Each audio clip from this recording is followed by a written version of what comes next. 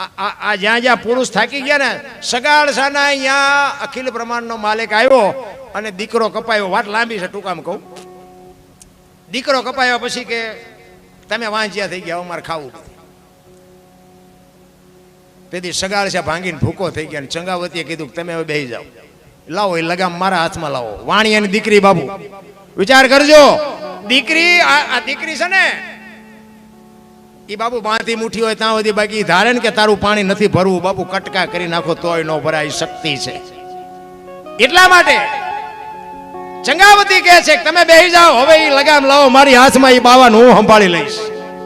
રણચંડી બની છે બાપુ. વાણિયાની દીકરી ઉંદરડું મારી કે અરે આમાં બેઠા ને આમાંથી કોઈની તાકાત નથી બાપુ. હગા દીકરાને કાપવો એ કોની તાકાત છે? આમાં ઊંચો હાથ કરો તો શું ધર્મની તાકાત હોઈ શકે? શું બાપુ ભજનની તાકાત હોઈ શકે? તેથી દીકરો કપાવ્યા પછી એમ કહે છે કે હવે તમે વાંચ્યા થઈ ગયા, હવે મારે ખાવું નથી. તેથી સગાળસા ભાંગીને ભૂકો થઈ ગયા. કરે તારી ભલી થાય, તારી દીકરો કપાયો ને હવે ખાય નહીં. ચંગાવતી કે ગભરાવમાં મૂંઝાવમાં બેસી જાઓ, બેસી જાઓ, હવે એ બાવાને હું ખવડાવી દે, તમે હું કામ ને મૂંઝાવ છો? અને એ સાધુ બાપુ થાળીને ઠેબુ મારીને ઉભો થઈને હાલતો થયો ને, એ આડી ફરી હો જોગમાં ડેલી આમ આડી કરીને કીધું કે એ બાપુ ક્યાં જાવ છો? બેસી જાઓ, જમ્યા વગર નથી જવાનું, બેસી જાઓ. આમ ખડકી આડી કરી હો. કેવું ચિત્ર કેવું છે! આજ તમે યાદ કરો ને તમારા રૂવાડા આજ ખડા થઈ જાય એવું ચિત્ર. અખિલ બ્રહ્માંડનો માલિક દીકરો કાપેલો પડ્યો છે. ઈ કે બાપુ બેસી જાઓ, તમારે બીજો દીકરો જોવે છે ને. તેથી ભારતની આર્ય નારી એમ કહેતી હોય કે બાપ જાણી તને કહું છું બાવા, મારા પેટ છે મહિના 5, આશરો સીતારામનો આય કોઈ નો જાય, નિરાશ બેઠો થઈશ માં બાવા, હવે તને જમ્યા વિના નહીં દો જાવા. મારા બાપ બેસી જા, તને જમ્યા વગર નહીં દો. મારા પેટમાં 5 મહિનાનો ગર્ભ છે, ફાડીને રાંધીને તને ખવડાવું. તું ચા અમને જે ઓળખ. આમ કટાર કરીને ભગવાન ચોંટી ગયો. બસ કર માં, બસ કર. તેથી દીકરી આગળ થઈ, તેના દેશની આબરૂ દીકરીએ રાખી. હું એટલા માટે આ બહેનોના એટલા માટે કહું છું કે તમે ખાઓ પીઓ વાપરો મોજ કરો, પણ ફેશનનું માપ રાખજો. ફેશન જે બાપુ દી ઉઠાડ દેહના પ્રદર્શન ન હોય. મારા બાપ મારી માવડીઓ ભલે ખાઓ પીઓ તમે વાપરો, તમને ભગવાને આપ્યું હોય તમે આનંદ કરો. આ એક રામાયણ છે ને, રામાયણનો એક તમને દાખલો આપું કે સીતાજી કે લક્ષ્મણ રેખા ઓળંગી ગયા અને હરણ થયું. તે તમે એમ માનો છો કે સીતાજીમાં શક્તિ જ નહોતી? સીતાજીને બાપુ દ્રષ્ટિ જો રાવણ ઉપર પડી હોય ને તો રાવણને બાળીને ભસ્મ કરી દે ઈ તાકાત હતી બાપુ. મિથિલા નરેશની દીકરી અગ્નિનો ગોળો હતો, ગોળો. પણ તમારા અને મારા માટે કેળો પાડ્યો એને કે જે કીધું ન કરે ને, જે લક્ષ્મણ રેખા ટપી જાય ને એનું આ દુનિયામાં હરણ જ થાય. રાવણ ગામો ગામ છે, વેમમાં ન રહેતા કે રાવણ મરી ગયા. પછી ગમે એ હોય, બાપ હોય, દીકરો હોય, માં હોય, પત્ની હોય, દીકરી હોય, જે લક્ષ્મણ રેખા ટપી જાય એનું આ દુનિયામાં હરણ જ થાય. આપણે પેપરમાં મોબાઈલમાં સાંભળીએ છીએ કેટલા એના હરણ થાય, રોજ નથી થતા. અને આના માટે બાપુ જિંદગી વહી જાય રાખવા માટે. અને આ એક વખત જાય ને પછી તમે આખી જિંદગી દોડો, તમારું જિંદગીમાં કોઈ દી ભેગું ન થાય. હું તો આ બહેનોને ખાસ કહું કે આ મોબાઈલના માધ્યમથી તમને કોઈ આંબા આંબલી દેખાડે ને બાપુ વિચાર્યા વગરનું કોઈ એવું કાળું ધોળું પગલું ન ભરતા. ને કે તમારા બાપ કે તમારા ભાઈઓ આ દુનિયામાં સાથી કાઢીને હાલી નહીં શકે, એ જીવીએ નહીં શકે ને મરીએ નહીં શકે. અને અત્યારે આ બધા જે મોબાઈલના અમુક તમે જુઓ કપાતનના કટકા એવા અમુક દીકરીઓને જે હલવાડી છે ને, એટલા માટે કહું છું. હા, તમને તમારું મન હોય ને તમારી ઈચ્છા હોય તો મા બાપને વચ્ચે રાખીને જે કાંઈ તમારે કાર્ય કરવું એમાં વચ્ચે રાખીને આગળ વાત હલાવજો. બાકી એકલા પગલું ભરશો ને તેથી ડેલા ઓલાય બંધ થઈ જાય, એના ઘરનાય બંધ થઈ જાય. તેથી બાપુ આ દુનિયામાં કોઈ તમારી આંગળી પકડનારું નહીં હોય. એવી કાંઈક દીકરીઓ બાપુ રખડે છે દુનિયામાં, કોઈ ધણી નહીં થાય. અને મા બાપ બાપુ જીવીએ ન હકે ને મરીએ ન હકે, ક્યાં જાય?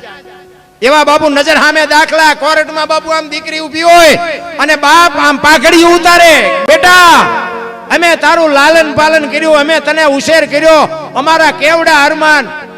તો આ ઊભી કપાતનના કટકા શું કે ખબર, આ મારી માન મારા બાપા જ નથી, હું અમને ઓળખતી જ નથી.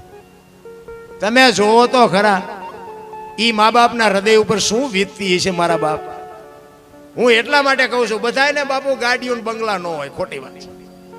એ તો આપણા મા બાપ છે ને આપણા હાટું સારું જ ગોઈતું હોય, પછી આપણા ભાગ મોળા હોય એમાં પછી આપણે આપણા માવતરને હું દોષ દેવાનો. બધાના જો ગાડીઓ બંગલા મળે તો પછી આ કપાવીણમાં કોણ જાય?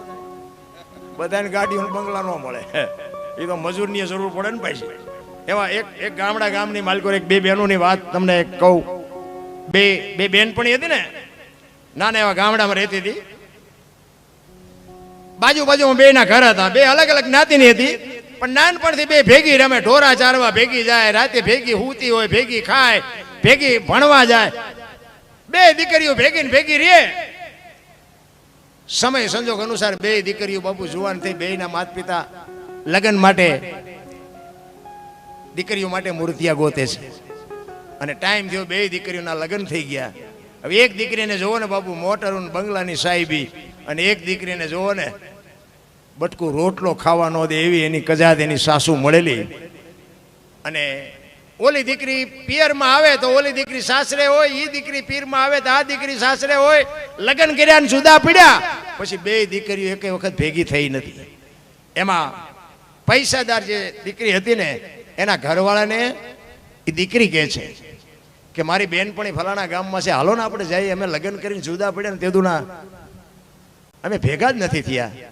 અને એનો ઘરવાળો કહે કાંઈ વાંધો નહીં, હાલ જઈ આવી. ગાડી લઈને આવ્યા ઈજ ગામમાં, પૂછતા ગયા ફલાણી બેનનું ઘર ક્યાં છે. અને કોકે કીધું કે હામું ઘર છે ને એ એનું છે. ડેલીના બારણે આવી અને એની હાઉ ફળિયામાં ઊભી છે. એને કહે છે ફલાણી બેનનું ઘર? તો કે હા. તો કે ક્યાં ગઈ? તો કે આ અંદર રૂમમાં છે.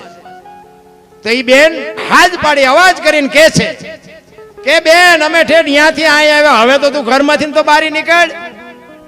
તેથી બેન બાપુ અંદરથી જવાબ આપે છે કે હું બહાર નહીં નીકળું. કેમ? એ કે હું નહીં નીકળું. બાપુ કવિઓને લખવું પડ્યું, દીકરીઓને બાપુ સમર્પણ છે. મારે અમુક વાત મને એમ થાય ક્યાંક એવા બાપુ હાથમાં બેઠા હોય ને ત્યાં અમે વાત કરીએ કે છે. અમુક જગ્યાએ મેં હમણાં કીધું એમાં દુકાન ક્યાં ખોલવી, કોઈ ખાનારા ન હોય નાખવું ક્યાં. એ દીકરી માટે એક કવિને લખવું પડે છે. એ દીકરી અંદરથી કહેતી હતી, શું કહેતી હતી? દુઃખનો ઉગ્યો છે દાભડો રે, માથે ઉગ્યા કાળા જાન, ઓરડો ઓઢીને ઊભી સકી હું કેમ આવું રે બા, ઓરડો ઓઢીને ઊભી સકી હું કેમ આવું રે બા. વિચાર તો કરો, એક પહેરવા માટે બાપુ એક લુગડું જો એની માથે ન હોય તેની માથે દુઃખના વાદળ કેવડા છે. અંદર રહી કે છે કે મારી માથે દુઃખ કેવડું છે, હું વાત ગમે એટલી કરીશ તને મગજમાં નહીં બે. તારે મને જોવી હોય તો બારણાની તિરાડમાંથી જોઈ લે, બાકી બહાર હું નહીં આવું. અને એની બેનપણીને એમ થયું કે આહા, અમે બે બેનપણીઓ નાનેથી મોટી ભેગી થઈને એક થાળીએ ખાતા, એક પથારીએ હુતા. મને ભગવાને આટલી સાહેબી આપી, આને બટકું રોટલો નહીં, પહેરવા લુગડું નહીં. અરે આ દીકરીની દશા. ત્યારે એમ કે છે ઈ એની બેનપણી કે છે પણ તું તારા ઘરવાળાને કહેતી હોય તો નોખી થઈ જા, કે આમ થઈ જા, તેમ થઈ જા, આવું શું કામ જીવવું પડે? ત્યારે એ અંદરથી પાછી બીજો જવાબ આપે છે, નાની નણંદ છે લાડકી રે, આ તો હાવ માથાનો ઘા, કાયર છે મારો કંથડો સખી કે કાયર છે મારો કંથડો સખી કે મયાવું રે બા. ઘરવાળાને કીધું, એની માને પૂછ્યા વગરનો પાણી નથી પીતો. શું મારે એને? અને બાપુ છે ને આપણા બૈરાનું હાસું હોય ને તો થોડું પડખું લેવાય, નકરું પછી આપણે એમ નકરું પાણીમાં નો કાઢ નાખાય. હાચા તો બૈરાય હોય, પછી એવું ન વિચારું કે વહુ બધી આવીને ઘરમાં કોયું ગાલે કોઈ ના, એવું નકરું ન હોય. એને ખબર તો પડે કે આ મારું ઘર છે, તો થોડું ઘર રાખીને વાત કરતી હોય. ઈ કે એને કઈ થાય કે ઈ નોખોય નથી થતો, કે મને બટકું રોટલોય નથી દેવરાવતો. એની માં ને એની બોન ને પૂછીને કરે, હવામાં મારે કરવું શું? પછી એની બેન કહે છે કે તો આવું જીવાય નહીં, મરી જવાય. શું આવું જીવીને કામ છે? ધણીમાં ઠેકાણા ન હોય, હાવુમાં ઠેકાણા ન હોય, ઘરમાં ઠેકાણા ન હોય તો હું જીવીને કામ છે? ત્યારે બાપુ એ દીકરી કહે છે, જીવવા કરતા મન મારવું વાલું ને બાપની ઈજાત જાય, મારા છોરુડા ગળે વળગ્યા મન કેમ આવું રે બા? મને ખબર છે તું શું મને શિખામણ દે. મને ખ્યાલ છે આવું ન જીવાય, પણ મારા ફૂલડા જેવા બે બાળકો છે ને, એ બાળકો હાટું હું જીવી રહી છું. એ મને મરવા નથી દેતા. મને હુકો લુકો રોટલો આપે ને, એ હું મારા છોકરાને ખવડાવીને દી કાઢું છું. મને ખબર છે આવું ન જીવાય, પણ મારા છોકરાનું શું થાય? બાપુ શું દીકરીઓની માથે દુઃખ પડ્યા છે, શું તમારા દીકરીઓના સમર્પણ શું હોઈ શકે? અત્યારે તમે જો એક પાણીના લોટામાં કે ધંધે લગાડી દઉં, ધંધે નળિયું નોરવા દઉં. એટલે ભાઈ બાપા તમારા બાપુજીએ નથી ગોઠવા, રવાય દો નળિયા. બાપુ બાપની આબરૂ ન જવા હાટું થઈને બાપુ ઝેરના ઘૂંટડા પીધા, પણ કોઈ દી વાત ન કરી. બાપુ દીકરીઓ તો દીકરીઓ છે રામ. હું એટલા માટે કહું છું, દીકરીઓનો જે સમર્પણ છે, દીકરીઓનો જે ત્યાગ છે, એની બાપુ આપણે વાત ન કરી શકીએ. એટલા જ માટે એક હનુમાનજી મહારાજની બાપુ 128મો પાટો છું, એટલે કે હનુમાનજી મહારાજની બે કડી લઈને પછી મારી વાણીને વિરામ આપું. હનુમાનજી મહારાજ એક સેતુબંધુ રામેશ્વરની સ્થાપના થઈ ને પછી બધા વાનરો અહીંયા આવ્યા, કારણ કે લંકામાં જવાનું હતું. હવે લંકામાં બાપુ પાણીમાં જવું કે સેતુ બાંધવાનો હતો. અને એ હનુમાનજીને બાપુ હનુમાનજી તો હનુમાનજી છે. હનુમાનજીને બળ ઘણું હતું, પણ ઋષિ મુનિઓના ખરાબ હતા ને, એટલે એમને કોઈક યાદ કરે ખબર પડે. નકર એ બળ ગમે એટલું હતું, પણ ગમે એવું બળનું કામ હોય ને તો કરી નાખે, પણ કોઈક યાદ કરાવે તો. હનુમાનજી બેઠા હતા આમ શાંતિ. એ કે આ દરિયો ટપે લંકામાં જવાનું છે. ઓલો કે હું જઉં ને હું નહીં પોગી શકું, ઓલો કે હું ગઢ પણ આવ્યું ને, ઓલો કે આમ થયું ને, ઓલો કે આમ થયું. પછી બધા કહેવા માંડ્યા, એ બજરંગ હવે તું બેઠો થા, તું આ તારા વગર નથી પત્યું. અને પછી બાપુ હું કરતો હુંકાર કર્યો હો હનુમાનજી. અને તેથી બાપુ આ કાગ બાપુને લખે કે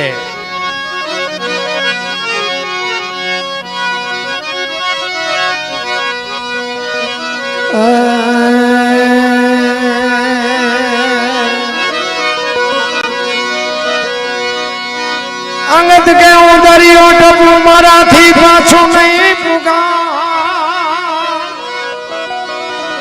જાંબુવંત કે ગઢ પણ આવ્યા, આ તો દધી કર્યો ન જા. અરે રામાયણ તો રામાયણ છે. રામાયણ ને છે ને બાપુ દુનિયા ચિત્રી નાખી ઊંધી.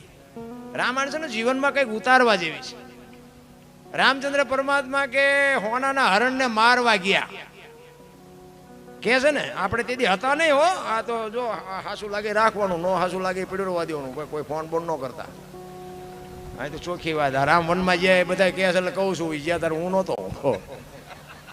આ તો ચોખ્ખી વાત. રામચંદ્ર પરમાત્મા એ કે હોનાના હરણને મારવા ગયા. હોનાના અણિયા હોય, અત્યારે હોનાનું અણિયું આવ્યું ને તો આપણે કે હોનાના ધણિયા નહીં હતા હોય. તો રામને નહીં ખબર પડી હોય, પણ રામે આપણે આડું માર્ગ બતાવ્યો. શું? એ કે મોહની વાંહે દોડે ને જે, એનું વાંહે ઘરમાં પતન જ થાય. રામચંદ્ર પરમાત્મા જો અણિયા વાંહે ન જાવ તો સીતાજીનો હરણ ન થાય. આ આપણને માર્ગ બતાવ્યો. આપણે નગરી વાતો જ કરી, રામ ગયા હોનાનું અણિયું લેવા, રામ ગયા હોના, પછી ગયા એમાં જા દી ઉઠ્યો ન જ્યાં તો આ કઈ થાત જ નહીં. રામાયણ છે ને જીવનમાં ઉતારવા જેવી છે. મને તેમ થાય રાવણને બધા ગમે કહેતા કે હું રાવણને પહેલા પગે લાગુ. બોલો, રામને ધક્કો કરાયો, લંકા સુધી આખા કુટુંબનો ઉદ્ધાર કર્યો. તમારા ઘર સુધી ધક્કો કરાવવો જોઈએ, કરાવો લ્યો. છેલ્લે કુંભકર્ણને જગાડ્યો ને, કુંભકર્ણને માંડ જગાડ્યો. એ કે જાગે જાગા નાશ થઈ ગયો. તો કુંભકર્ણ આમ આંખું છોડતો કે મારે જ્યાં જાગવાની જરૂર હતી તારે જાગવાની જરૂર. ઈ કે સલાહ લેવા નથી જગાડ્યો. હવે કે તું એક રહી જતો એટલે જગાડ્યો. સાને મારનો કે મોર થાને હું આવું છું, આખી દુનિયાનો બાપો છે. તું રહી જાતો તો એટલે જગાડ્યો, સલાહ લેવા નથી જગાડ્યો. જાણે ભાઈ મોર થાય, આખા કુટુંબનો ઉદ્ધાર કરી દીધો. તમે વિચાર તો કરો. સીતાજીને લેવા આવ્યો ત્યારે માં ભગવતીને માં કીધી છે. માને કોઈથી કોઈ પત્ની ન બનાવી શકે. દુનિયા ગમે એ વાત કરતી હોય, મને નથી મગજમાં બેહતી. ઈ કે માં હું તને લેવા આવ્યો છું, તું આવ્યું તો મારો બાપ આવે અને એના ઘરમાં હું જેવી તેવી ચોરી કરું તે મને મારે નહીં, મારે એના હાથે મરવું છે. બાપુ બૈરાની ચોરી કરવા આવ્યો છું એટલા માટે. અને લંકામાં સારામાં સારી જગ્યા અશોક વાટિકા એમાં જ રાખ્યા હતા માને. શું કામ? રાવણને ખબર હતી કે મેલા લઈ જઈશ તો આ દુનિયા કઈ નું કઈ બાપ છે ને, કે વનમાંથી ત્યાં અશોક વનમાં લઈ જાવ રાવણને કોઈ ન રોકી શકે, તો પોતાના મેલે લઈ જાવ રાવણને કોણ રોકત? એને ખબર જ હતી કે મારી કંઈક વાતો કરે તોય કરે. બોલો અત્યારે અશોક વાટિકા બાપુ સારામાં સારી જગ્યા હતી ને, અહીંયા માને રાખ્યા હતા. અને ફરતો પહેરો રાખ્યો હતો કે આને ઊનો વાહ નો વાય, ધ્યાન રાખજો, આ મારી માં આવી છે ને, વહેલો મોડો મારો બાપ આવશે. રામને બાપુ અહીંયા સુધી ધક્કો કરાયો. રાવણની શું વાત કરી.